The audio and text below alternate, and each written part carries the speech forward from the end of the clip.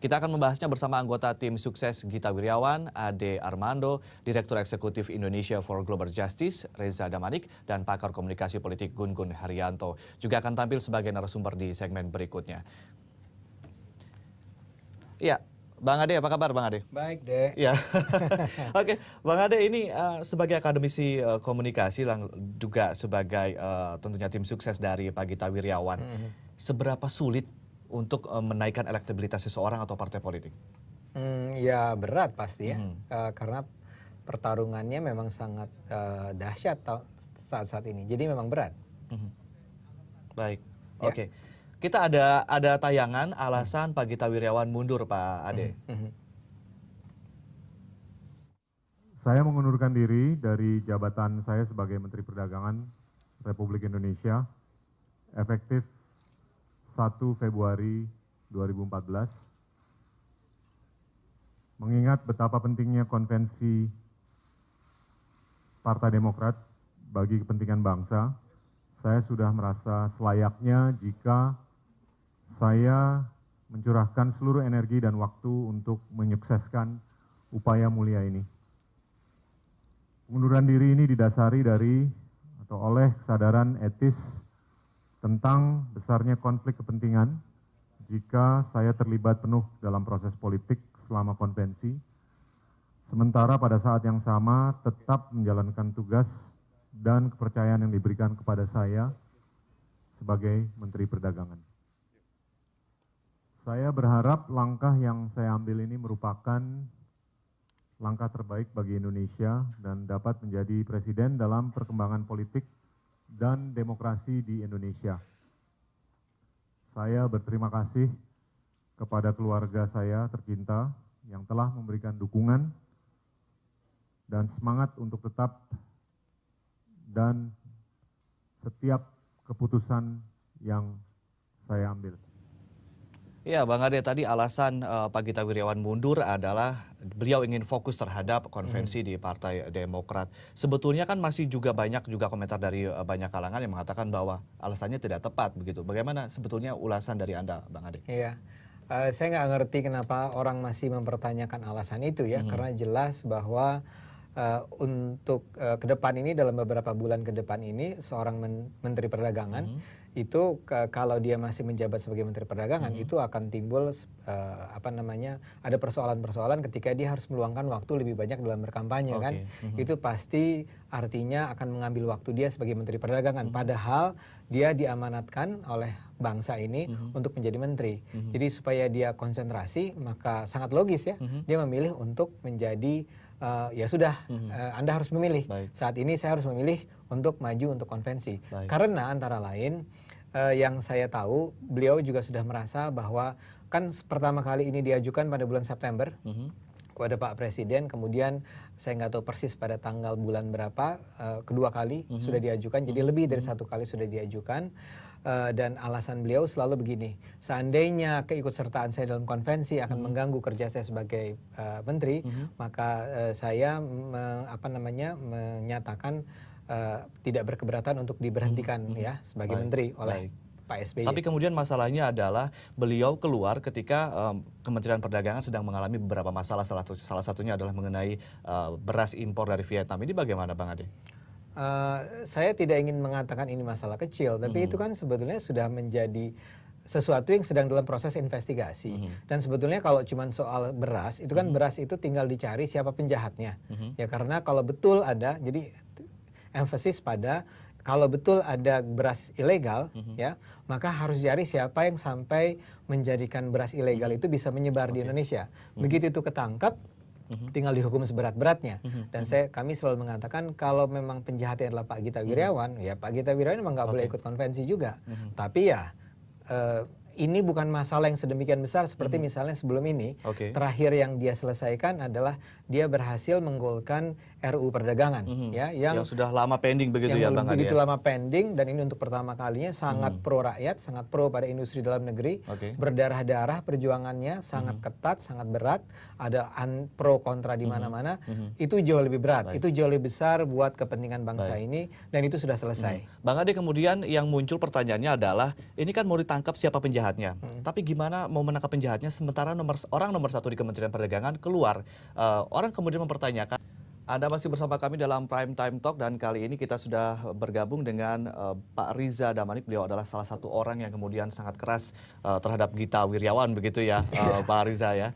Baik, Pak Riza, tadi dikatakan sudah ada Bang Ade Armando menyatakan bahwa ini purely untuk memang memilih untuk fokus terhadap konvensi Partai Demokrat. Tapi Anda menyatakan bahwa ini adalah upaya untuk cuci tangan. Indikasinya apa saja? Saya kira begini, pertama kita perlu ingat bahwa Pak Gita Wirjawan itu masuk ke dalam kabinet Indonesia Bersatu Jilid 2 itu di tengah jalan ya, baru tahun 2011.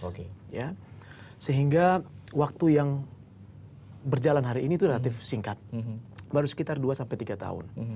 Yang kedua, dalam waktu yang pendek itu kita juga tahu ada keputusan-keputusan politik yang cukup kuat ya, memberikan implikasi yang besar terhadap Indonesia. Saya ambil contoh misalnya pertemuan APEC, pertemuan WTO, pertemuan World Economic Forum di Davos, atau yang belakangan juga ada RUU tentang perdagangan.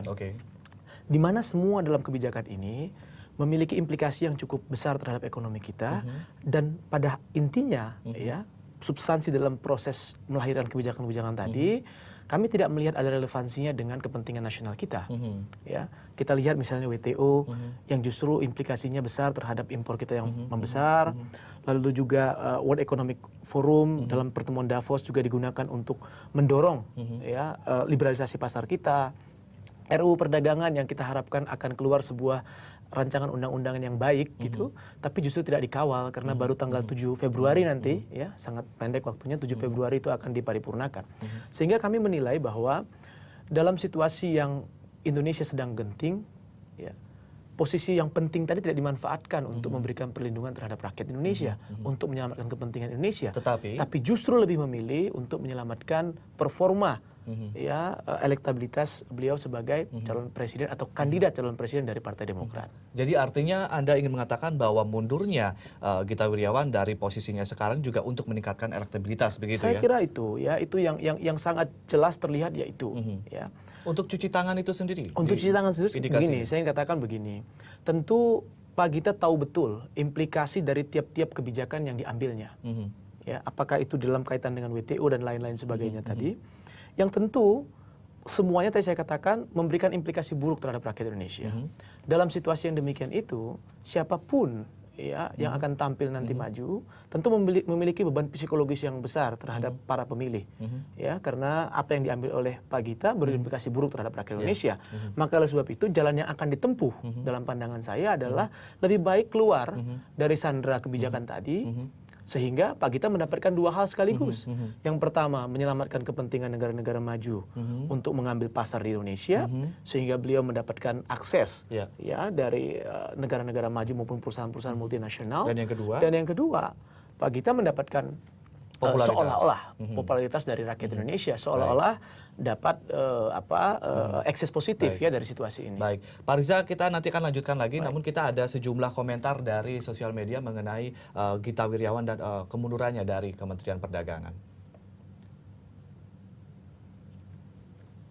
Ya, ini komentar dari Dahlan Iskan yang menyatakan bahwa lebih memilih tidak ikut konvensi daripada melepaskan tugas dan tanggung jawab maha penting dan kompleks, yaitu Anda masih bersama kami dalam Prime Time Talk dan masih bersama kita juga di sini Pak Riza Damanik. Pak Riza, tadi Anda menyatakan kenapa Anda kemudian anti Gita Wirjawan dalam pencapresannya, dalam upayanya menjadi capres di Republik Indonesia begitu ya. Nah, kemudian orang sekarang mengkait-kaitkan isu mengenai impor beras Vietnam yang katanya ilegal dengan kemunduran dari Gita Wirjawan untuk upaya sebagai cuci tangan. Kalau Anda melihatnya seperti apa nih? Ya, saya perlu ini ya terkait dengan anti itu. Saya kira saya tidak anti karena hak pribadi beliau untuk mundur dari itu ya. Tapi yang saya ingin katakan begini. Bersuara keras lah ya. Betul. Karena begini ya, sebagai pejabat publik, parameternya adalah apa yang dilakukan kepada publik. Ya, tentu kami sangat menyayangkan ketika hari ini publik tertipu ya bahwa ternyata kinerja 3 tahun itu hanya digunakan untuk jalan batu loncatan untuk menjadi seorang presiden. Saya kira ini menjadi tidak pantas gitu ya. Yang kedua, kita juga sangat menyayangkan proses atau keputusan untuk mundur ini justru terjadi ketika situasi perdagangan kita ini kian memburuk begitu ya. Kita tahu belakangan impor beras dari Vietnam itu. Yang saya kira ini perlu dituntaskan, ya. Bayangkan saja kalau seandainya Kementerian Perdagangan itu ditinggalkan dalam situasi yang tidak pasti tentang status impor beras tadi, maka itu akan menyandra kepemimpinan berikutnya, dan itu akan berimplikasi pula pada pedagang beras di pasar dan petani-petani kita dan seterusnya. Sehingga dalam hemat saya ya, bahwa apa yang sedang dilakukan hari ini ya, yang paling baik adalah seharusnya melunasi tanggung jawab itu, ya, menjelaskan kepada publik kalau memang nyatanya tidak baik. Saya dengar bahwa beliau tahu betul ada mafia-mafia importir beras dan seterusnya. Ungkapkan itu kepada publik. Itu jauh lebih baik karena itu tugasnya sebagai pejabat publik begitu, daripada mengundurkan diri. Baik, Pak Rizal, nampaknya selain masalah impor beras ilegal ini juga ada sejumlah permasalahan di Kementerian Perdagangan yang kemudian menjegal kemunduran dari Menteri Gita Wirjawan. Ini dia.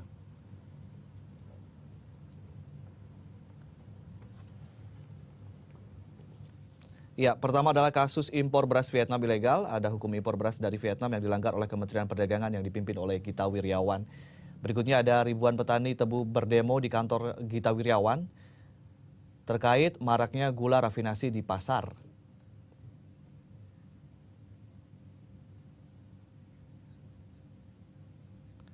Ya, hanya Indonesia yang masih menganut dua jenis gula, yaitu gula kristal putih dan gula rafinasi. Dan di Indonesia, gula rafinasi hanya boleh dikonsumsi di kalangan industri, tak boleh masuk ke pasar umum atau rumah tangga yang merupakan pasar GKP.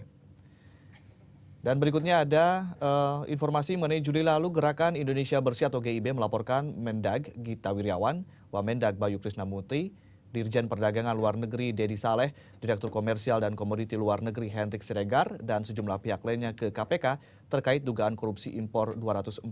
Dan kali ini bersama pakar komunikasi politik Gun Gun Haryanto. Apa kabar Pak Gun Gun? Baik, baik. Ya, mundurnya Menteri Perdagangan Gita Wirjawan untuk maju sebagai peserta konvensi Capres di Demokrat. Bagaimana Anda melihatnya dari sudut pandang komunikasi politik? Saya melihat Pak Gita sedang berupaya untuk mengelola kesan atau impression management. Karena kalau kita lihat dalam konteks komunikasi politik, kenapa kemudian momentumnya menggunakan sekarang, gitu ya. Tidak 3 bulan lalu pada saat dia pertama kali dideklarasikan sebagai satu di antara 11 kontestan konvensi. Nah ini kan, ini kita bisa baca ya bahwa dia berupaya untuk mengubah kesan negatif yang selama ini kemudian muncul di publik, di media, di sosial media dan lain-lain, itu terhadap keikutsertaan dia dalam konvensi. Di saat bersamaan dia sedang menjabat sebagai menteri. Dan itu tentu kan dia berupaya untuk kemudian mengubah persepsi. Contoh misalnya, saya bilang persepsi negatif tentang dia melakukan free ride publicity atau publisitas yang menunggangi program-program kementerian. Bisa lihat misalnya program Cinta Produk Indonesia, itu banyak sekali di media massa, media luar ruang. Pak Gita Wirjawan. Dan itu kritiknya luar biasa, sehingga kemudian kita bisa lihat proses berupaya mengubah persepsi itu dilakukan dia dengan cara mundur. Tetapi saya melihat juga momentumnya sudah lewat. Artinya Pak Gita sendiri sudah kehilangan momentum. Kenapa saya bilang kehilangan? Harusnya momentumnya kapan tuh, Pak? Momentumnya kalau dia mau mendapat insentif elektoral dari proses mundurnya itu, harusnya kemudian kan dia melakukan itu pada saat sebelum atau jelang atau sesaat setelah dia kemudian dideklarasikan sebagai kontestan konvensi. Itu baru dia akan diapresiasi, dilihat gentleman. Kemudian dia juga akan diposisikan sebagai lebih mendahulukan etika politik jabatan. Tetapi kalau sekarang orang kan sudah lewat 3 bulan, proses-proses politik sudah terjadi dan Pak Gita juga sudah mendapat sebagian di antara fase-fase yang sudah dia lalui itu bad news ya, terutama untuk penggunaan program-program yang terkait dengan kementerian, tetapi dia ada melakukan publicity di situ. Baik, Ya. Pak Gun Gun, kalau kita lihat sekarang kan menjadi polemik di Pak Gun Gun. Efektif tidak apa yang dilakukan oleh Gita Wirjawan Mundurnya? terutama dengan dihajarnya dengan berbagai isu saat ini? Saya melihat itu yang saya tadi sebut kehilangan momentum, artinya tidak efektif lagi. Proses politiknya menjadi tidak memiliki impresi. Karena kan gini, Gita ini sebagai kontestan yang sedang menuju pemenang di konvensi untuk kemudian nanti the real candidate jadi capres ya.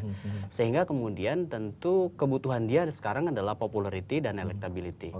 Nah, dua hal ini saya kira memang debatable ya, artinya bahwa apakah Pak Gita sekarang di posisi bagus ya untuk kemudian misalnya menjadi calon pemenang di konvensi itu juga sangat debatable.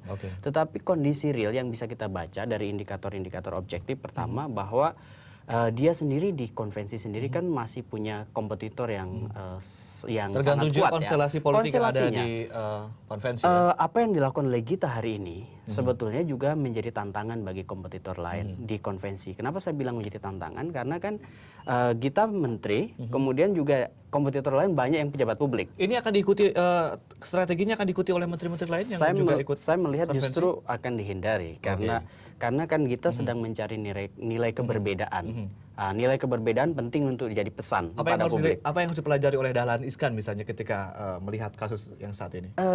Karena gini, semua orang sudah membaca sekarang momentumnya sudah lewat untuk mengundurkan diri. Meskipun betul bahwa secara normatif seorang pejabat publik mundur dari jabatannya itu patut diapresiasi. Karena apa? Karena bisa terjadi yang disebut dengan tumpang tindih kepentingan politik. Misalnya antara jabatannya dengan posisinya sebagai kontestan. Tetapi kemudian nilai normatif yang ideal tadi itu kan punya momentum. Momentum politiknya itu 3 bulan lalu. Nah sekarang orang sudah dia sudah jalan dan pada saat kemudian proses sudah jalan cukup lama, kalau mundurnya sekarang, artinya kan ada sesuatu yang orang lihat di sisi lain, yakni soal tanggung jawab. Misalnya Kementerian Pak Gita, sekarang ada kasus-kasus yang sekarang mencuat. Tadi sudah dibahas saya kira. Nah itu yang kemudian orang menjadikan itu lekat dengan kemundurannya gitu. Dan ini akan beresiko. Resikonya ketimbang mendulang elektabilitas begitu ya. Resikonya dia harus menjawab polemik, diskursus publik terkait dengan kasus-kasus di kementeriannya. Dan kalau soal meningkatkan elektabilitas, saya kira insentif